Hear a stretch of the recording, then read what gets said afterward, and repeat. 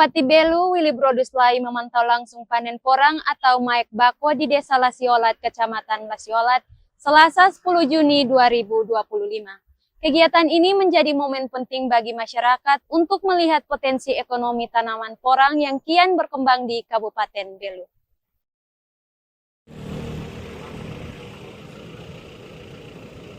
Seorang petani di Kecamatan Lasiolat berhasil membudidayakan tanaman porang atau yang dikenal dengan bahasa Belu, maek bako, menghasilkan omset yang luar biasa.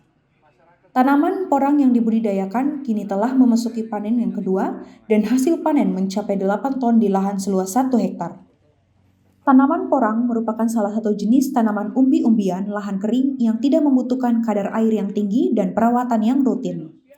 Dominikus Besin, salah seorang petani porang, mengaku hasil panen pertama di tahun 2024 lalu hanya menghasilkan 6,5 ton porang. Namun pada tahun ini hasilnya meningkat 8 ton tanaman porang.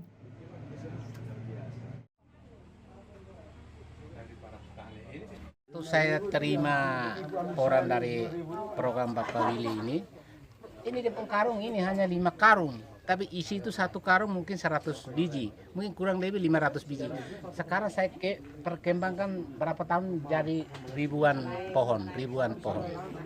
Sekarang ini yang saya kasih tahu kita masyarakat Belu semua, kita semua tanam rame-rame tanam porang. Karena tanah Belu ini cocok untuk porang, maek bako. Dalam kesempatan tersebut, Bupati Willy Broduslai menyampaikan apresiasi atas inisiatif masyarakat Desa Lasiolat dalam mengembangkan tanaman porang sebagai salah satu komoditas unggulan daerah. Ia berharap keberhasilan petani porang di Desa Lasiolat dapat menjadi inspirasi bagi petani di seluruh wilayah Kabupaten Belu untuk mengoptimalkan potensi lahan mereka. Jadi masyarakat setelah lihat ini harus berpikir bahwa kita punya lahan yang luas itu kita bisa pergunakan untuk tanam porang. Ini yang disebut pertanian lahan kering. Dia tidak butuh air, dia takut air. Jadi kalau sawah kita bikin sawah tetap. Nah, ini yang air kurang kita tanam porang. Begitu ya.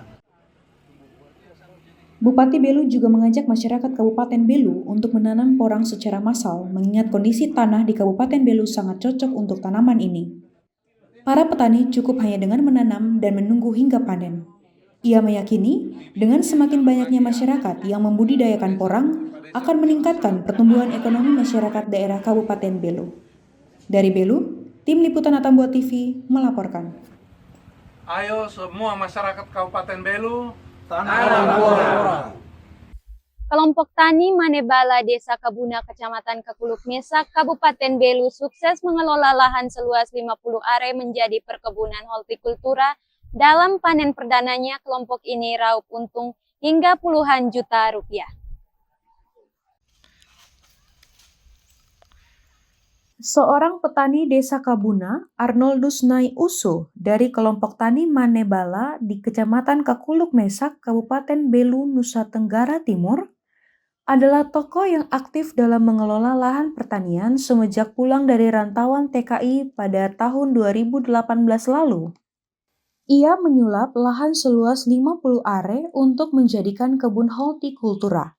Bersama kelompoknya, Arnoldus jadikan lahan ini menjadi perkebunan tomat, bawang, dan cabai yang kini telah menuai hasil hingga puluhan juta rupiah dalam sekali panen. Saat ini, pendistribusian hasil telah mencapai hingga pasar internasional.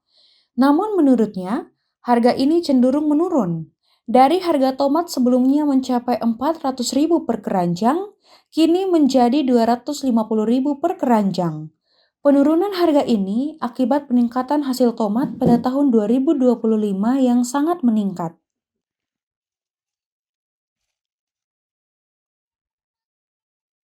Dalam jangka waktunya berjalan, ada kendala-kendalanya yang ketemu di lapangan itu. Kendalanya satu, ini penguapan terlalu tinggi, dan satu lagi hama tikus. Hama tikus itu yang sering merusakkan ini selang dripnya itu. Nah, makanya dari situ saya kecewa, saya lep langsung saja. Sekarang lep langsung. Lep langsung ya. Lep langsung itu dia punya, memang dia butuh tenaga, tapi dia punya penyerapan airnya sangat bagus karena mungkin air kita membendung atau bikin genangan sedikit supaya dia punya penguapan agak mengurang. Kalau target ke depan itu saya memperluaskan lagi ini lahan yang ada, saya memperluaskan tambah lagi, dan mungkin saya mendorong petani milenial atau petani-petani yang masih ragu dengan bertanam tomat atau bertanam dengan tanaman apa saja.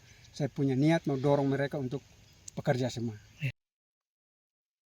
Arnoldus mengakui masih banyak kendala yang dialami dalam proses pengelolaan perkebunan ini. Menurutnya, dengan iklim yang tidak menentu di Kabupaten Belu sangat dapat mempengaruhi kualitas tanaman yang kurang maksimal. Namun kelompok ini tetap mensyukuri hasil yang cukup baik. Para petani menargetkan akan memperluas lahan perkebunan untuk ketersediaan pangan bagi daerah Kabupaten Belu sehingga dapat menciptakan lapangan kerja bagi masyarakat sekitar dan kesejahteraan bagi para petani. Dari Belu, tim liputan Atambua TV melaporkan.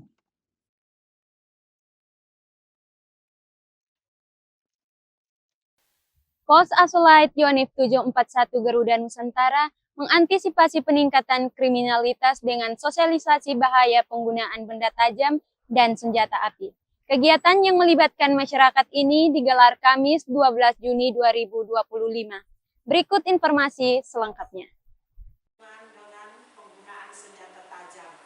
Pasukan TNI yang tergabung dengan Satuan Pos Asulait Yonif 741 Garuda Nusantara menggelar sosialisasi bahaya penggunaan senjata tajam dan senjata api kepada masyarakat di Kabupaten Belu, Nusa Tenggara Timur. Kegiatan yang bertujuan untuk mengantisipasi potensi peningkatan kriminal ini dilaksanakan di Desa Sadi pada Kamis 12 Juni kemarin.